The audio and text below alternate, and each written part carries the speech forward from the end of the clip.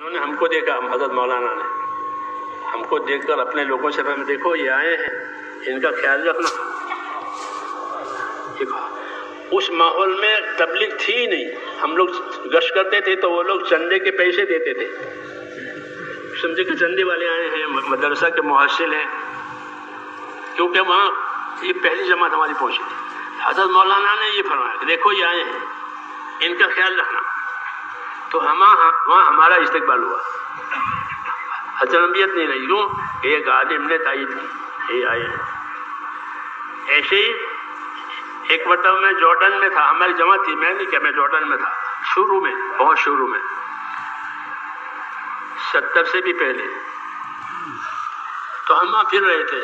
اپنا کام لے کر کے، تو وہاں کی پولیس کو کچھ شبہ ہوا کہ کچھ لوگ ہیں جو پھر رہے ہیں، باہر کے لوگ ہیں، تو انہوں نے ہم سے تو کچھ نہیں کہا، لیکن وہاں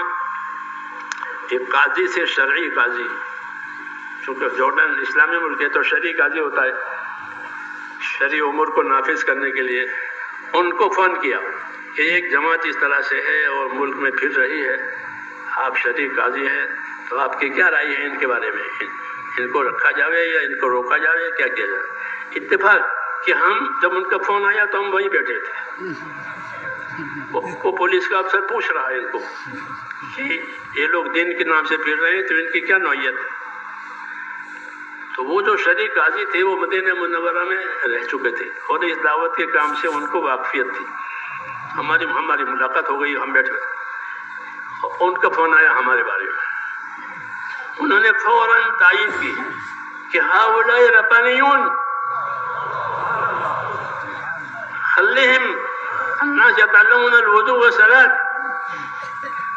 کہ یہ تو ربانی اللہ والے ہیں، ان کو کام کرنے دو۔ تو اس وقت سے راستہ کھل گیا ہے آج تک جارڈن میں، ایک عالم کی تائید ہے، تو وہ علماء کرام جن کو اللہ نے مقام دیا ہے ان سے اس کام میں تائید چاہی جاتی ہے کہ اگر وہ اپنی جگہ سے تائید کریں گے تو راستہ کھل جائے گا۔ دوسرے وہ حضرات ہیں آپ اہل خدمت کہ جنہوں نے اپنے ذمے دین کی خدمت دی ہے، مدرسوں کی، مسجدوں کی، تصنیف کی، تعلیم کی،